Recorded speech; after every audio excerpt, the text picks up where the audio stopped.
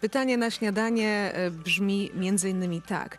Czy jeśli często sprawdzamy, czy zamknęliśmy drzwi, wyłączyliśmy żelazko, wyłączyliśmy kuchenkę, czy to już jest nerwica natręctw? Nie, po jednym pytaniu nie, ale jeżeli wracasz do domu co chwileczkę, żeby sprawdzić, czy coś kolejnego nie zostało wyłączone, no to chyba już jest. O to zapytamy naszych gości. Z nami pani profesor Akademii Pedagogiki Specjalnej, psychiatra, psychoterapeuta Anna Mosiołek. Dzień dobry pani profesor. Dzień dobry. Jest z nami także Łukasz Czajkowski, fotograf, który jest zdiagnozowany na OECD, a OECD to są zaburzenia obsesyjno-kompulsyjne. Tak to się nazywa. Tak, dokładnie. Czyli konkretnie co zdiagnozowano u ciebie? W ogóle cześć. Cieszę się mega, że tu jestem, bo możemy zrobić dużo dobrego i naprawdę zmienić nie tylko postrzeganie zaburzeń psychicznych, ale także naprawdę pomóc wielu ludziom. W moim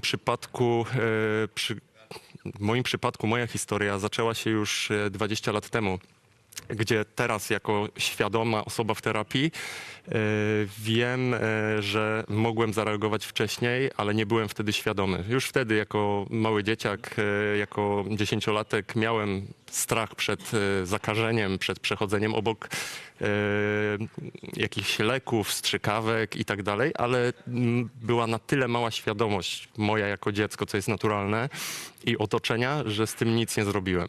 Dopiero jak w wieku 18 lat natręctwa uderzyły gdzieś tam w moją strefę prywatną, w moje życie rodzinne, związek, udałem się do psychiatry, ale jako 18-latek niestety trafiłem bardzo źle. Dostałem leki i nic więcej. Nie Czyli zostałem... farmakologia to jest bardzo złe rozwiązanie? Na tego Nie, tego absolutnie, Jeżeli jest tylko chyba. tego absolutnie nie powiedziałem. Farmakologia jest opcją, która jest polecana w przypadkach, kiedy to jest konieczne, ale jeżeli 18-latek trafia do psychiatry i on mówi, proszę brać leki psychotropowe i nie kieruje nigdzie dalej, no to dla takiego 18-latka to jest, chyba ten psychiatra jest trochę bardziej szalony niż ja, nie? O tej chorobie mówimy nerwica natręctw. Natręctwa, czyli takie myśli natrętne, które powracają i potrafią naprawdę niszczyć życie. I jakie to są myśli? Jak długo trwają? Czy to są epizody? Przede wszystkim myślę, że warto zaznaczyć, że myśli takie automatyczne, natrętne mają właściwie wszyscy ludzie, nie? Każdy z nas ma takie myśli, z tym, że osoby, które są zdrowe, które nie mają zaburzenia obsesyjno-kompulsyjnego, te myśli im po prostu przelatują przez głowę. Nie? Każdy ma tak, że jedzie samochodem na przykład i co by się stało, jakbym zaraz zjechał gdzieś tam do rowu albo uderzył w drzewo, ale nikt się nad tym nie zastanawia. W przypadku zaburzeń obsesyjno-kompulsyjnych takie myśli wpadają do głowy. To są myśli niechciane przede wszystkim. To trzeba tutaj jasno zaznaczyć. To są myśli egodystoniczne, czyli myśli, które są wbrew naszym wartościom, a im bardziej ich nie chcemy, tym bardziej one powracają. I rzutują na nasze życie. Na przykład, pani doktor, chciałem zapytać, czy takie myśli, które powodują, że wielokrotnie wracamy do domu, bo mamy wrażenie zostawionego żelazka, niewyłączonej pralki i różnych, nie wiem, niedokręconego kurka na przykład, czy to już świadczy o tym, że my jesteśmy w tym zaburzeniu? Jakich sfer życia dotyczy właśnie to zaburzenie, o którym mówimy? Zaburzenie obsesyjno-kompulsywne dotyczy każdej sfery życia. Tak naprawdę od takiej sfery osobistej do zawodowej, ale też tak naprawdę przeżywania siebie, ponieważ jeśli te myśli natrętne dotyczą, nie wiem, to są jakieś myśli religijne albo treści seksualnej, no to też pojawia się gorsza samoocena, przeżywanie siebie w taki sposób, czy ja nie mam jakiegoś problemu. No bo czasami to są myśli, tutaj rozmawialiśmy wcześniej, seksualne na temat na przykład dzieci, jakieś wyobrażenia, bo też myśli natrętne to nie tylko myśli, bo tak naprawdę obsesje dotyczą impulsów i też wyobrażeń. Czyli myśli są tylko jednym elementem. Czasami są to wyobrażenia, na przykład jakieś seksualne, które przyklejają się do głowy i nie można się ich pozbyć. I my się sami tych myśli boimy wtedy. My się ich boimy, one budzą napięcie, one budzą lęk, one budzą niepokój. My ich nie chcemy, my chcemy się ich pozbyć. A im bardziej chcemy się ich pozbyć, tym one się tak bardziej wklejają do naszej głowy. I to jest pewna trudność. Pani profesor, a jak odróżnić, czy my możemy zacząć od siebie, oczywiście nie diagnozujmy siebie sami, tylko idźmy do specjalisty z tym, ale jak odróżnić fobię, bo tutaj usłyszeliśmy lęk przed strzykawkami, przed chorobami, że to jest fobia, a nie już właśnie to zaburzenie. Znaczy tak, zaburzenie obsesyjno-kompulsywne składa się jakby z dwóch elementów, czyli tych obsesji, najczęściej to są myśli natrętne i jakby w odpowiedzi na te myśli natrętne pojawiają się różne czynności przymusowe albo też wyobrażenia jakieś takie, które mają odczynić te myśli natrętne. Pomóc sobie poradzić z tymi wyobrażeniami, zminimalizować lęk i niepokój. Czyli zazwyczaj to jest takie dwuczłonowe zaburzenie. Czasami jest więcej tych obsesji myślowych, czasami jest więcej zachowań kompulsywnych, ale one zawsze jakby są w takim pakiecie jakby. Natomiast fobia to jest po prostu lęk. Lęk przed jakąś, nie wiem, czynnością, to może być lęk przed jakąś sytuacją, to może być lęk przed jakimś zwierzęciem, silny bardzo. Samo wyobrażenie jakby danej sytuacji, to tak arachnochobia jest chyba taka najczęściej przywoływana. Samo wyobrażenie pająka może wywoływać już objawy z ciała.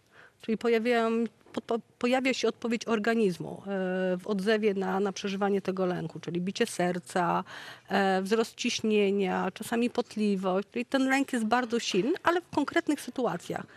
Tylko i wyłącznie w takich. Natomiast natręctwa dotyczą wielu różnych sytuacji. Ale niektórzy sobie nie zdają sprawy z tego, że cierpią na to i żyją z tym.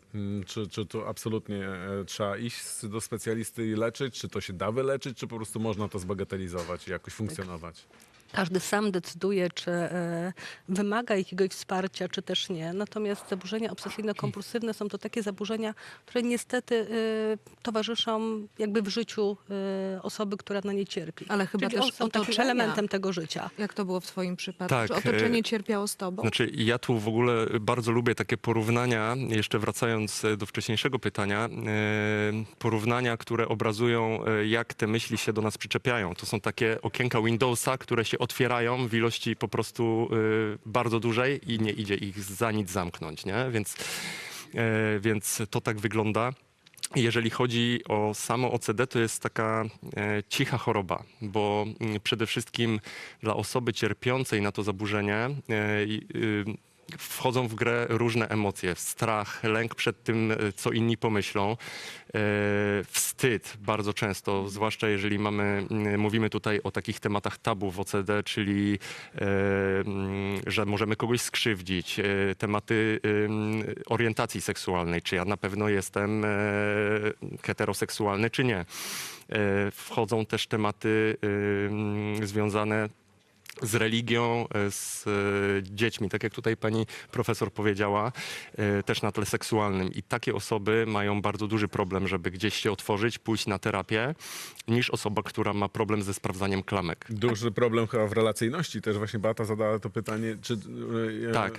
to nie jest tak, że tylko osoba cierpiąca na tego typu absolutnie zaburzenia nie. ma problem, bo tylko ci najbliżsi również. Absolutnie Muszą się nie. nauczyć z tym żyć chyba. Tak, i tutaj wiadomo, że ja jako osoba cierpiąca gdzieś tam w pewnym momencie się skupiałem na swoim zaburzeniu i na tym, że to ja cierpię, tak, i nie patrząc już na nikogo innego, ale w pewnym momencie się rozumie, że to jest zaburzenie, które dotyczy całej rodziny i całego gdzieś tam otoczenia najbliższego, bo to wpływa na życie całej rodziny.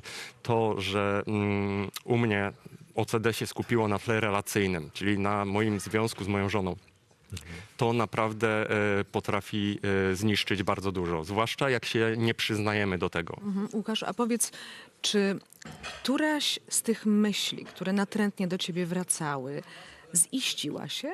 Czy one zostały właśnie w tym kręgu natrętnych myśli, które są lękiem wyłącznie? Więc tak jak zawsze powtarzam, myśli to są tylko myśli, nic więcej, a to, że my jako osoby z OCD nadajemy im jakieś znaczenie i stają się dla nas czymś, czym się przyklejają i są przerażające i naprawdę analizujemy je godzinami i próbujemy dojść do rozwiązania, czy to, co nam podpowiada zaburzenie się rzeczywiście stanie, czy nie. Tego nie wiemy i tego nikt z nas nie wie, co się stanie teraz, za 2 minuty czy jutro. Jasne, pani doktor, ale czy wiemy, czy można wyleczyć w 100% nerwicę natręctw? czy tylko okiełznać ją jakoś? Można i wyleczyć, i okiełznać. To wszystko zależy od tego, jak ona długo trwa, jak szybko rozpocznie się leczenie, bo jak w każdej chorobie tak naprawdę im wcześniej podejmiemy różne formy terapii, oddziaływań, tym rokowanie jest lepsze i jakie jest nasilenie tej nerwicy natręt. Niestety u około 10% osób, które mają OCD, no nie udaje się uzyskać remisji. Uznaje się, że około 10% ma pełne wyleczenie, czyli tak naprawdę ma epizod i w zasadzie pozbywa się tych swoich natręt na zawsze. A jak się pozbywa natręt, to często i kompulsji, bo tak jak mówiłam, to jest w pakiecie.